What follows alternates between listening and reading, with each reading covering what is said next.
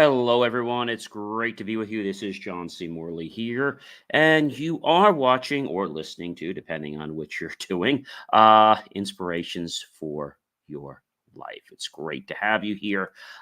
It is a Sunday. This is August 4th, 2024. Great to have you here. Whether you're with me at August 4th, 2024 at 8:30 p.m., 8:30 a.m., 6 a.m., 6 p.m., 3 a.m., 3 p.m. Doesn't really matter. I'm just so grateful that you're with me. This whole week, we're talking about something very special, and that is understanding why emotional intelligence is important. So we're breaking down those components that we talked about yesterday. And as promised, we're going to just get right in there, okay? The first one is awareness, self-awareness. There are four types of self-awareness. You may, or no pun intended, be aware of what the four types of self-awareness are. Now, self-awareness comes to us in a lot of different ways. So there's four basic, let's say, stems or legs to it. First one is the introspectors. So introspectors, they understand who they are, and they don't challenge their views or search for any kind of confusing areas by getting feedback from others. And this can often harm their relationships and limit their success. So we call them the introspectors. Okay, pretty easy.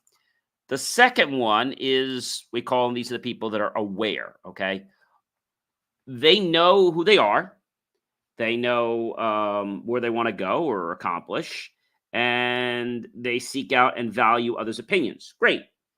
And this is where leaders will begin to fully realize the true benefits of self-awareness. So it's called the aware stage. Okay. Then we have the seekers. So they don't know who they are or how their team see them. As a result, they might feel stuck or frustrated with their performance or their relationships. So they're kind of in a limbo status. Then we have the pleasers. They can be focused on appearing a certain way to others. Oftentimes, they can be two-faced. They could overlook what matters to them or to others. And over time, they tend to make choices that aren't in the best interest of themselves or others for fulfilling what they want. So that's important. So what is self-awareness? If we think about it in a nutshell, when we talked about the crux, right? So self-awareness is us getting to know who we are and who others are. Okay. It's really our conscious knowledge of our own personality, our desires or aspirations. And so self-awareness is our own ability to focus on ourselves and our actions, our thoughts, and how it can objectively evaluate ourselves and manage the emotions. So we have public self-awareness, which you probably have heard of before. It's how basically the public sees us, and private self-awareness, how we see ourselves. So self-awareness is very important because when we look inward, we start to understand our true value, our thoughts, our feelings, our behaviors, our strengths, and our weaknesses. And we're able to recognize this effect that we may have on others. There's been a lot of research done in this area, and people who are aware of how people see them are more likely to be empathetic to people with different perspectives. Thus, you can see why self-awareness is really key to your success. So let's talk about the benefits of being self-aware. First, it gives us the power to influence outcomes. It helps us to become better decision makers.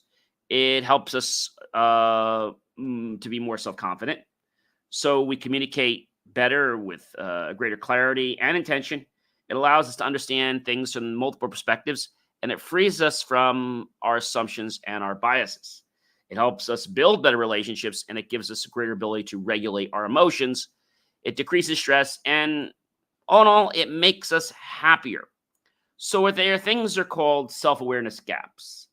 Many leaders will brag about how self-aware they are, only to find out that 10 to 50% of the population fit the criteria. Many of us grew up with the messages that you should not know your emotions. So we ignore them, but that's a bad thing, ladies and gentlemen. Lack of self-awareness can be a big detriment in your leadership tool bag. And so this is important. So on the downside, people tend to become more self-absorbed and less likely to consider the perspectives of others. So that's a big problem. Um, there was a Canadian researcher that looked at brain activity in people who are in positions of power. And they found that psychological evidence to conclude that the power increases. And when it does, the ability to emphasize with others decreases. So they become less able to consider the needs and perspectives of others. So the question people always ask me, hey, John, how do I know if I'm self-aware? Well, first of all, don't feel bad if you're not, but you can change it. Okay. So if you want to know if you're self-aware, it's pretty easy. Okay. Are you somebody that knows what's going on? Do you live in the moment? Okay. Do you do things without thinking or reacting? Okay. Now, I'm not talking about everything. I'm talking about some things. Okay. Is what you do value based, or is it just centered around power? So, if you want to be more self aware, you can visualize a better version of yourself. Okay. To have better hopes, dreams, aspirations, etc. And as you lean into your strengths to become the better version of yourself, you'll find that your weaknesses will start to become less. Ask the what questions. Okay. A lot of people don't ask those questions. They're afraid of conflict. So when they get conflict, they just go run and hide. They're afraid of the why question because it sends us down a rabbit hole of our negative thoughts.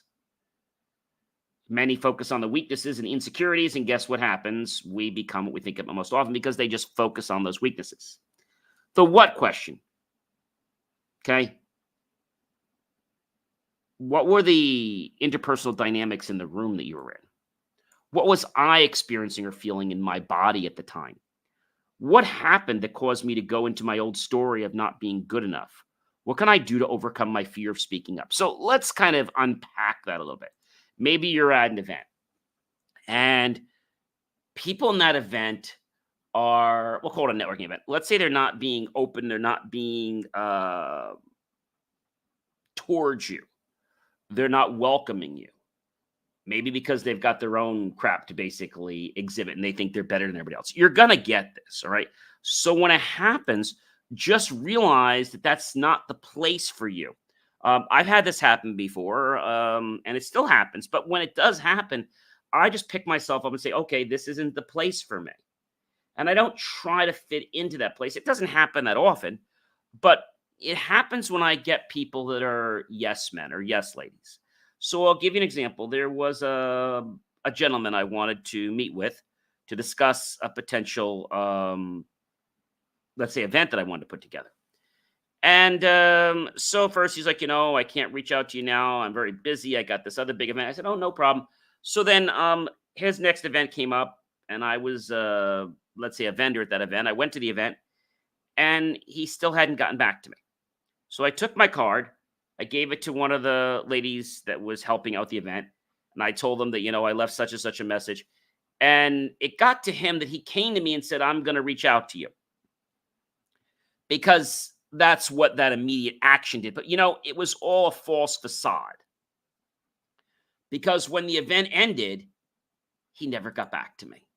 It was just a facade.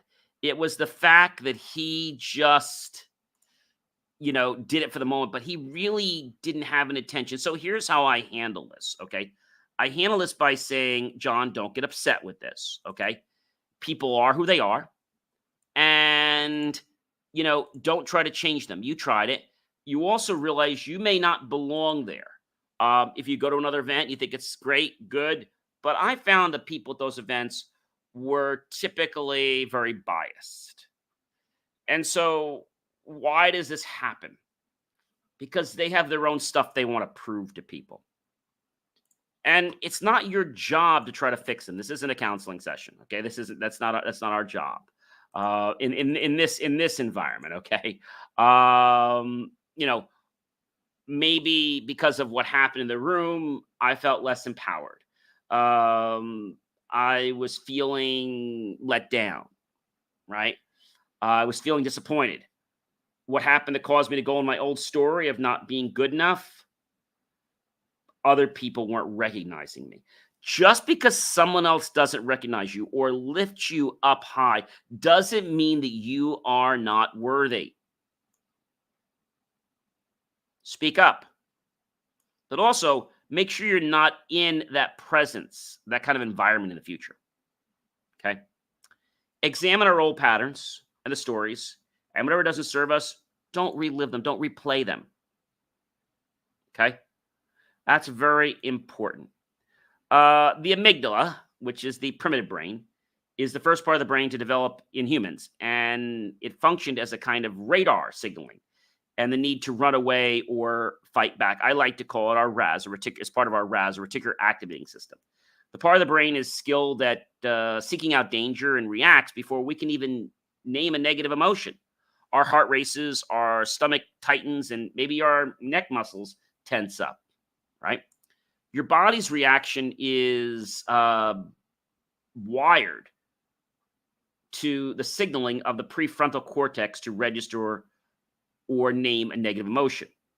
If you bring awareness to your physical state, you can at the moment recognize the emotion that's happening and become skillful at this and rewire your brain. Okay? Name your feelings. It's part of the critical decision process. See, when we start to understand, why am I doing this? Why am I feeling this way? I'll give you a perfect example. So you guys know I try to run every couple of days. So let's say I'm not feeling like running one day. I don't just stuff it away and say, oh, gee, I don't want to run. I ask, I say, hey, self, like, why don't you want to run? Well, is the weather bad? Am I tired? What's the reason? And it's not that you don't want to run. It's that maybe you are not up to the level of running, which is okay. And just say, I plan on running again. And that's all. And that's it. And you don't have to be like, trying to take it down a negative pathway. Just because you don't want to run today doesn't mean you're never going to run. So I think these are very key things when we talk about self-awareness. So being a runner is interesting. It's challenging sometimes because, I have my iPhone on my arm and I have my 2 JBL earbuds in my ear. And, the whole thing is you have to just get past this step, this point, not the whole run, just this step. And that might sound hard, but you know what? It really isn't. Just focus on taking the next step and taking the next breath. You can keep a journal. What did you do well today? What challenges did I face? How was I feeling? Like, what parts of my body signaled this to me? How did I respond? How could I respond differently in the future? What strengths did I use to keep myself focused on staying or becoming the best version of myself? And what's my intention for tomorrow? Well, when that situation happens, I have to figure out, what do I need to do? Practice some deep breathing, name your surrounding, organize your space, draw or paint, right? Focus on being positive. Focus on the moment, okay? So as I said to you, there are 4 types of self-awareness situations. One is the introspector, one is the aware, one is the seekers, one is the pleasers. But in wrapping up this thing about self-awareness, I think the biggest thing we have to understand is that self-awareness comes from us having a choice. When we make the choice to become self-aware, we can really impact our lives. When we're becoming self-aware because of something negative, it's harder. So start becoming self-aware now and being proactive, and you're going to find that your life is going to be easier rather than trying to put the fire out once the fire is started, right? If we're prepared to put the fire out before it even starts, that's a lot easier than trying to say, oh, gee, what do we need? The fire's here now. What do we do? Like, we haven't planned for it, right? It's kind of like in emergency, you plan for where you're going to go, what evacuation routes you're going to use, where is the nearest fire extinguisher, things like that. But if you didn't have a plan or you didn't test things once in a while, an emergency could happen. You're like, oh, I guess that didn't work the way I was expecting it to. So our body responds because of fight or flight. If we practice, if we drill with our body, whether it's drills like fire drills, whether it's let's say active shooter drills, whatever it is, our body is going to become more comfortable with the situation. I'm not going to say it's going to become 100% comfortable, but it's become more comfortable, and our fight or flight is going to be not as, let's say, sensitive to just react. That's important, even when you think about other people. So in this situation, when this person I knew wasn't really doing what I expected, I didn't challenge it. I just said, okay, this is the way it's going to be. I'm not asking again. All right. Ladies and gentlemen, I am John C. Morley, serial entrepreneur. It has been an amazing privilege, pleasure, and honor to be with you this fantastic Sunday evening. I hope you'll like, love, and support the channel. Definitely comment below, tag your friends, colleagues, and associates, share this out with everyone you know on social media. And you know what, ladies and gentlemen, I'm going to catch you when? I'll catch you guys tomorrow, all right, Monday. Don't forget, I'm going to be talking more Monday about National Night Out, which we'll talk more about that on Monday, so you guys can find out where your National Night Out is, and so you can attend, and we'll tell you all about that great stuff. But do check out everything at believemeachieve.com. Go to my hat, scan the QR code, help grow my base of subscribers. And when we reach the next milestone, we're going to have a cake. I'd love for you to be the one that puts us over that milestone. All right, everyone.